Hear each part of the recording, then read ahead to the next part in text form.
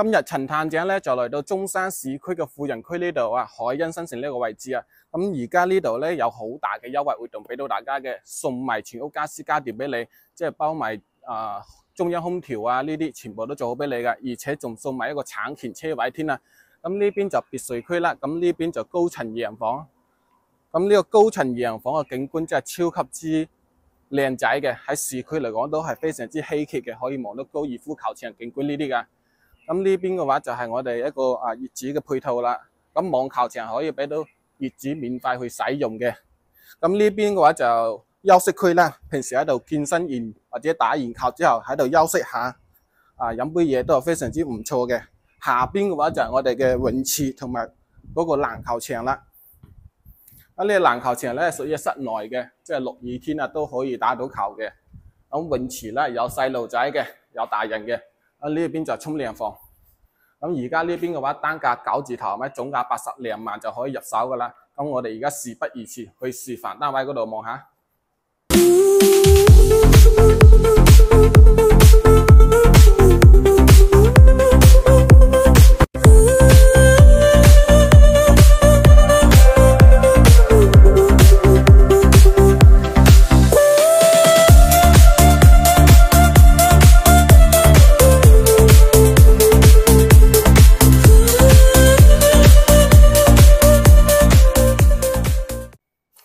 OK， 咁而家咧就來到21樓呢個位置啦。咁佢係2梯4個單位嘅。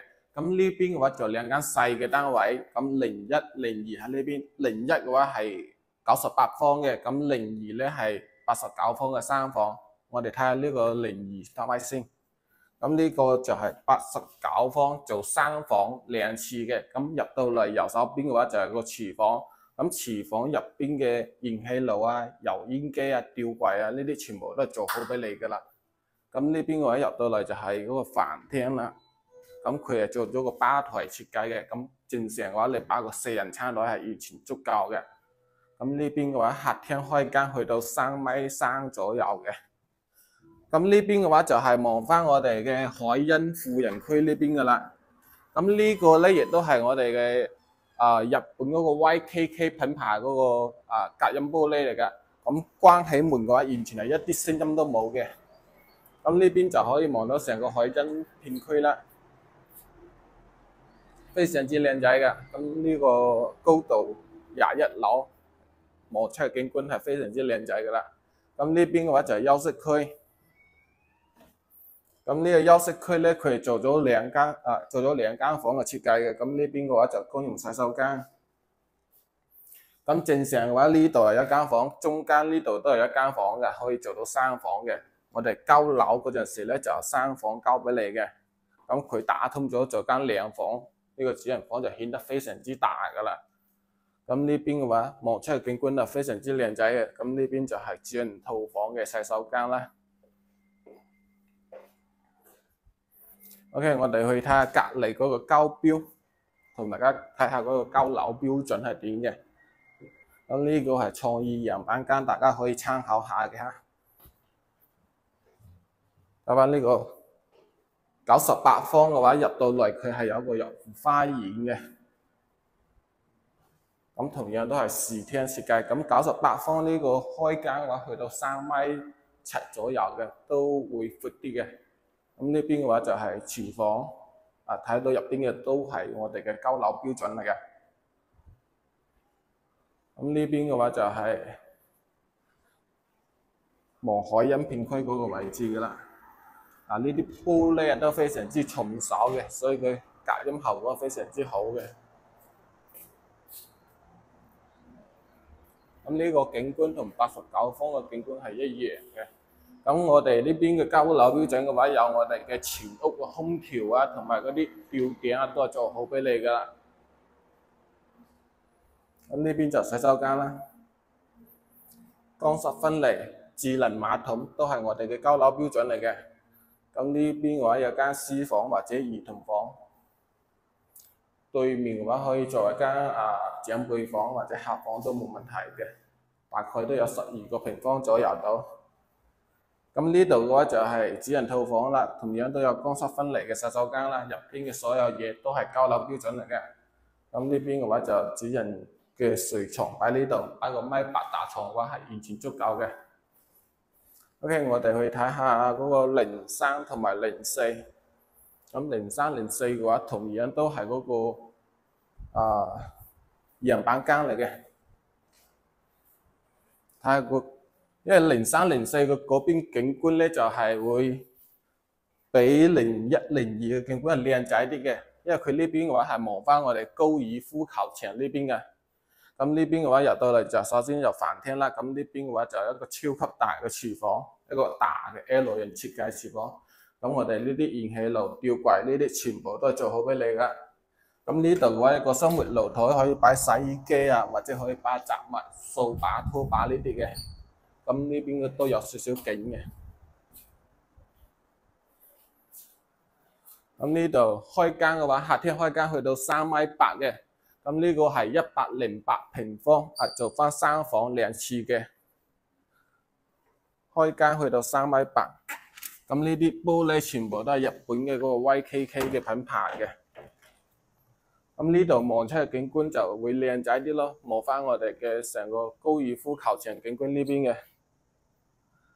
咁呢個位置嘅話，係咪你去翻我哋嘅海欣對面嗰個淘金家啦，都係3分鐘時間，或者你可以去到 Coco City 啊，或者富逸城啊呢啲地方，講緊都係7分鐘左右就去到噶啦。咁呢邊就洗手間，入邊嘅嘢都係交樓標準。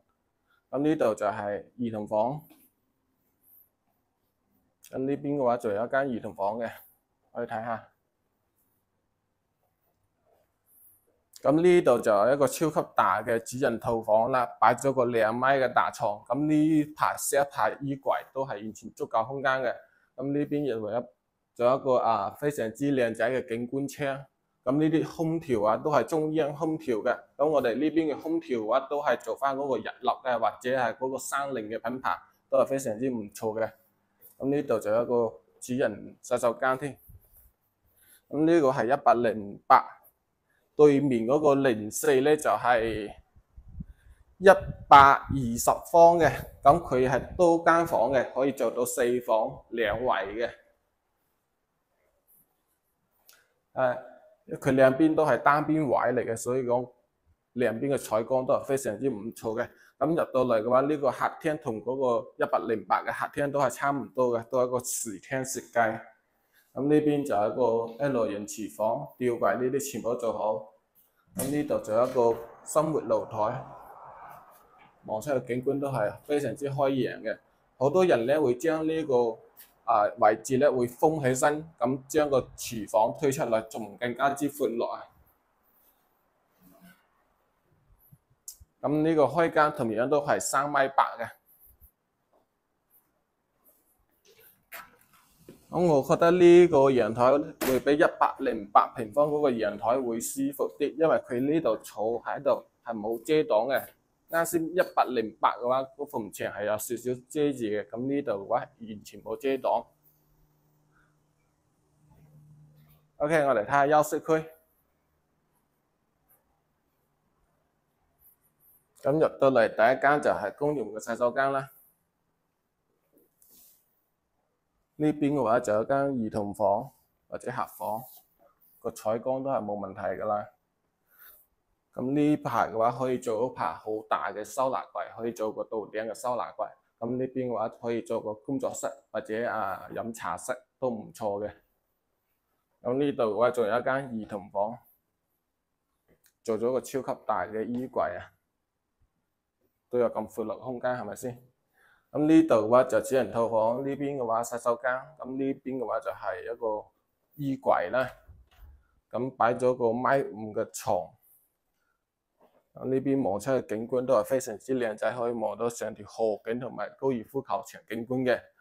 咁呢個單位接落嚟總價嘅話，大概都係140萬左右。如果係最細面積89方嘅話，講緊總價都係90萬左右，但係裝修嘅。